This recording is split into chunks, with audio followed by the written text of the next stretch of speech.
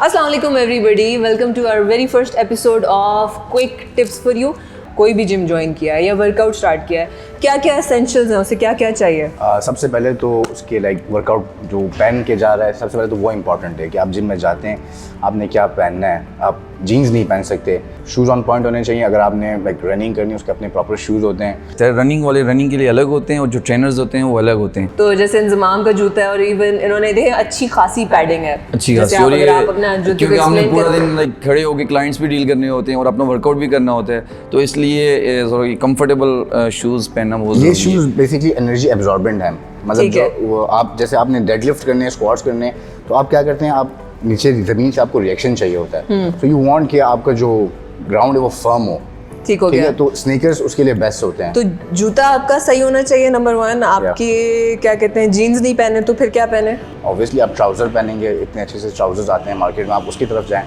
Trousers proper, आपके पास एक gym bag होना चाहिए, उसमें आपकी वाटर बॉटल, अपने साथ आपका टॉवल और जो वर्कआउट वेयर है वो लाएं, चेंज करें। ओके, तो अबाई में कर सकते हैं वर्कआउट? किसी भी शॉप पे जाएंगे तो अपनी जैसे लेडीज़ की अपने जो जिम वेयर होता है अपना टाइट ले लें, अपनी शर्ट्स ले लें, उसके ऊपर आप अबाया पहने ताकि आपके लिए कोई बिल्कुल ईजी हो, आपके लिए मुश्किल ना हो। पहले हफ्ते में क्या होगा? पहले हफ्ते में ऑब्वियसली आपको थोड़े से मस्कुलर पेन होंगे, थोड़ा सा डॉम्स होंगे, ठीक है।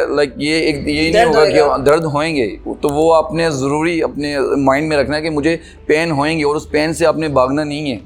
वो सिर्फ फर्स्ट वीक होंगे, ज़्यादा से ज़्यादा 2 वीक्स, उससे ज़्यादा नहीं। जैसे आपकी बॉडी ने यूज टू नहीं होती है एक्सरसाइज की, आप एक्सरसाइज करते हैं तो एक नई चीज़ होती है, उसकी वजह से ना वो थोड़ी सी आपको हल्की हल्की सोरनेस रहती है, उसको कहते हैं डिलेड ऑनसेट मसल सोरनेस।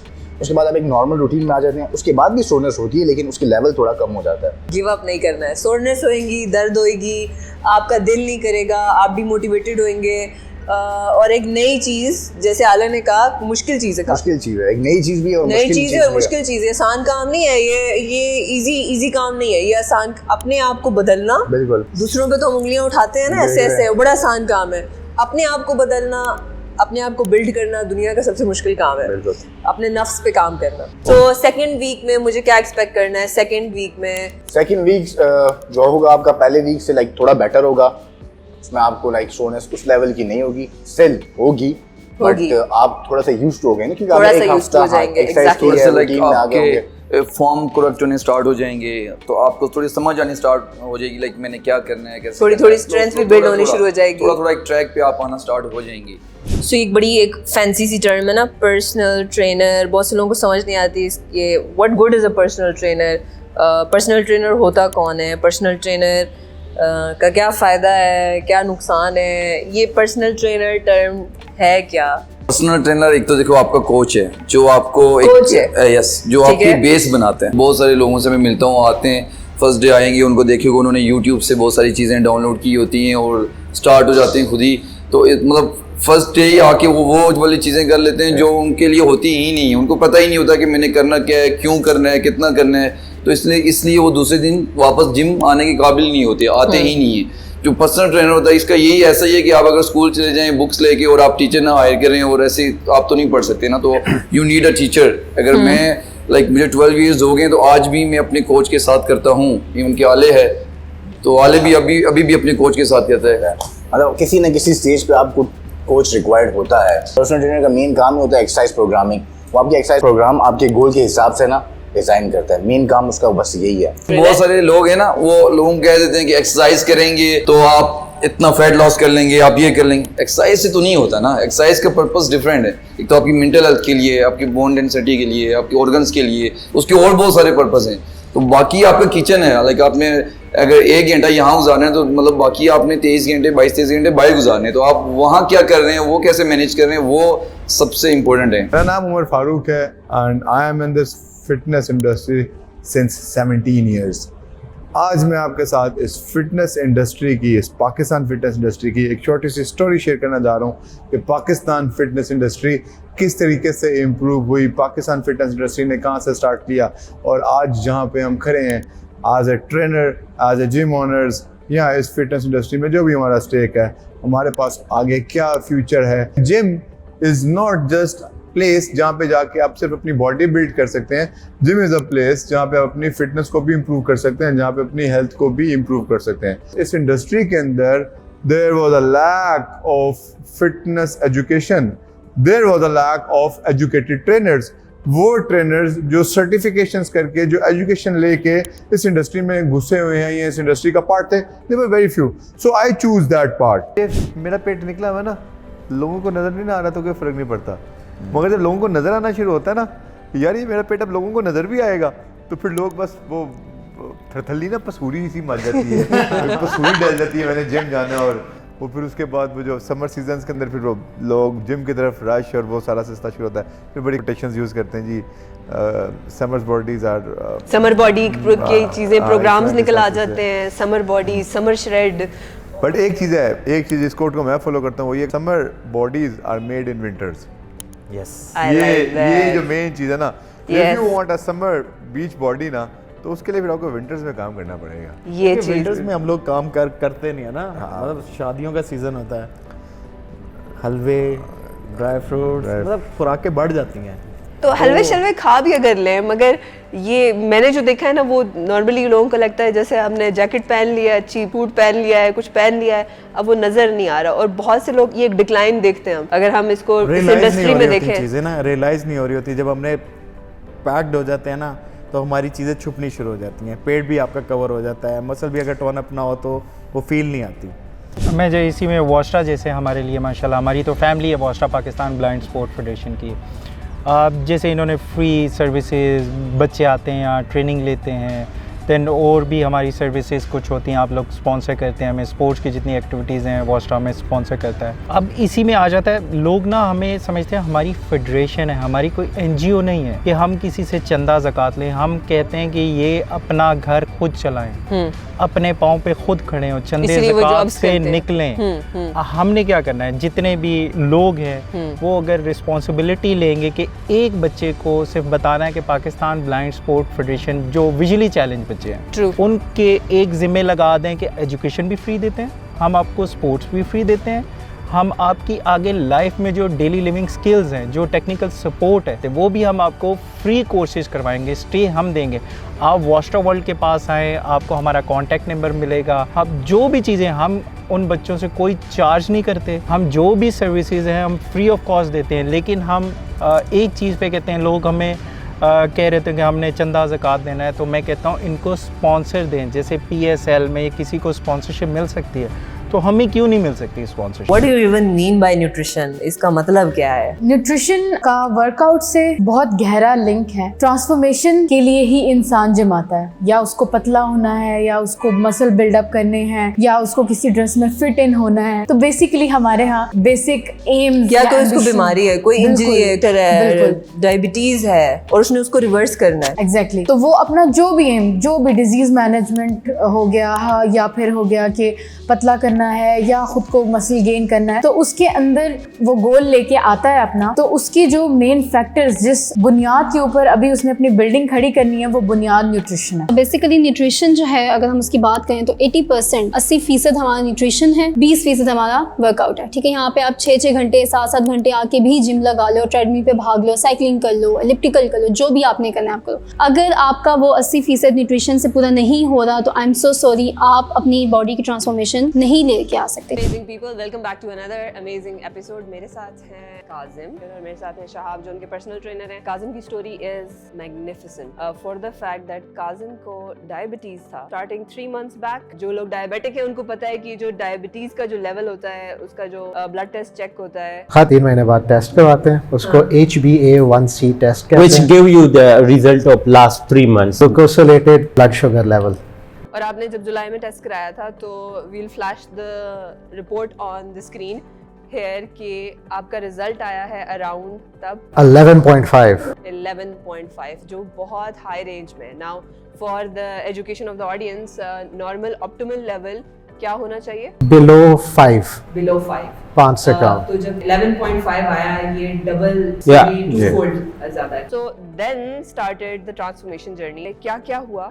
और 3 months लेटर, अगेन अभी 3 months की हम रिपोर्ट, वो भी हम फ्लैश कर रहे हैं यहाँ पे on the screen. The report is now standing at 4.9. 4.9. और हम डायबिटीज़ और प्री डायबिटीज़ लेवल से नीचे आ चुके हैं, हम एक हेल्दी रेंज, दी हेल्दीएस्ट रेंज में आ चुके हैं जो नॉर्मल रेंजेस होनी चाहिए। अस्सलाम वालेकुम guys, we are energy 13 branch और मेरे साथ हैं वकास और अशफाक। आज हम बात करेंगे एक बहुत ही क्रिटिकल इशू के ऊपर। I am referring to bariatric surgery. किसी और ही एक दुनिया में ना हम एक जी रहे हैं जो पता नहीं बहुत ही बड़ी है, जिसमें जाके हमारी सोच ही ऐसी हो चुकी, तो हम एक कंफर्ट जोन में आ गए।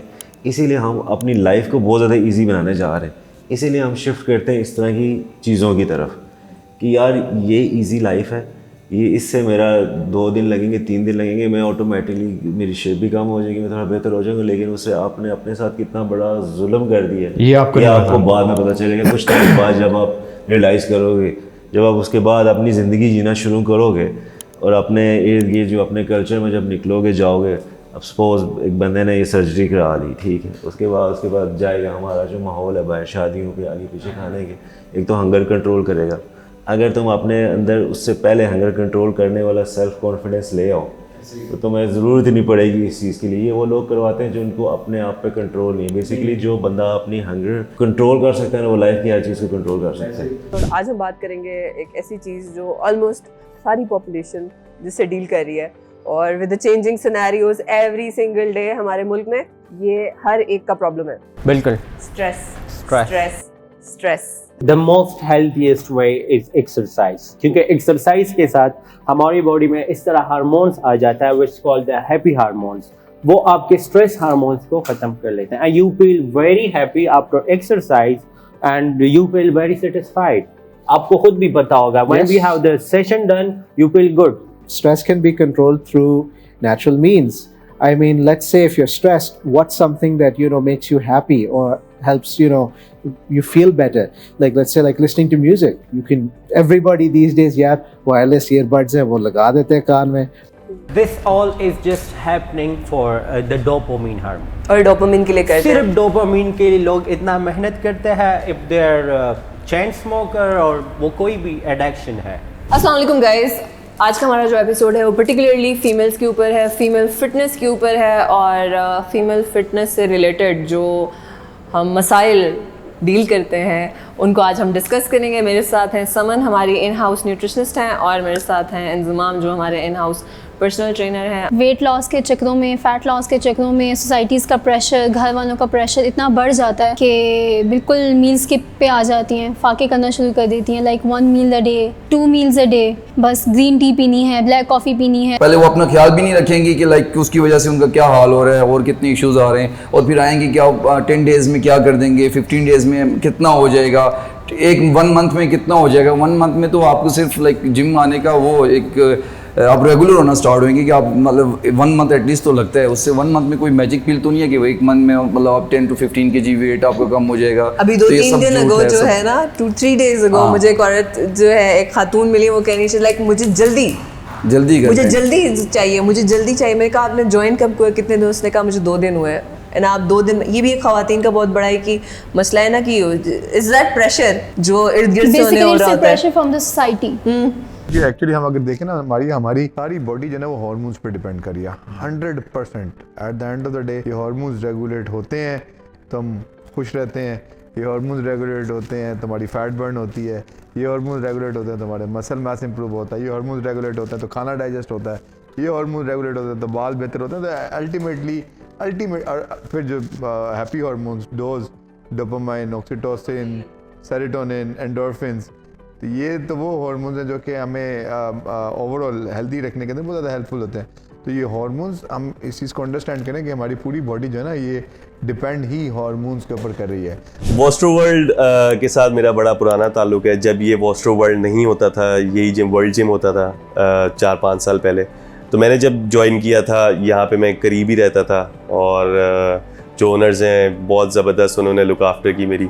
मैं उसके साथ जो ट्रेनर्स हैं, जो सारे लड़के हैं यहाँ पे, लड़कियाँ हैं, बहुत ज़्यादा सपोर्टिव हैं, और एक फैमिली सी बन गई थी। बेसिकली एवरी डे आना, ट्रेनिंग करना, ट्रेनर्स आपकी हेल्प कर रहे हैं और बात हो रही है। So it's a family for me and it's a great gym, one of the best gym in Pakistan. Facilities amazing. सबसे इम्पॉर्टेंट चीज़ मशीनरी होती है जिम के लिए, और सेकेंडली मेरी नज़र में जो इम्पॉर्टेंट चीज़ है वो है सफाई। सफाई में बहुत ख्याल इन्होंने रखा। जब से मैं आया हूँ, जितने भी अरसा हो गया मुझे, ऑन एंड ऑफ आता हूँ मैं यहाँ पे, सफाई का सबसे ज़्यादा ख्याल रखते हैं। ऑब्वियसली बात है, machinery and trainers are top level, but सफाई इंपॉर्टेंट है मेरे लिए। और ड्यूरिंग कोविड जब ये बंद था, उसके बाद जब खुला, सो उसमें भी सफाई और जिस तरह इंतज़ामात थे, इट वॉज फैंटेस्टिक। देखें, इम्पॉर्टेंट चीज़ सबसे ज़्यादा ये होती है कि आप अपने क्लाइंट्स को क्या दे रहे हैं। आप अपने क्लाइंट्स को फैसिलिटीज़ दे रहे हैं, आप अपने क्लाइंट्स को हाइजीन और इन चीज़ों से, ये सारे कुछ लोग हाइजीनिक होते हैं, कुछ लोग को मसला होता है। सो आई थिंक ये सारी बेसिस कवर होती हैं। इन्वायरमेंट टॉप क्लास है, तो आपका जिम भी अच्छा चलता है। और हम लोग भी कोशिश करते हैं कि आएँ यहाँ पे, आके जितना टाइम ज़्यादा गुजार सके अपनी ट्रेनिंग को दें। So it's been a great journey with Vostro world. खाने कैसे हैं, मत ये कैसे हुआ? तो I just want to share कि मेरा जो ये सीन है ना, ये वाला, मेरे बाल पहले ऐसे होते थे पूरे सर के, मेरा सारा सर का ना ये गंजा सीन नज़र आता था।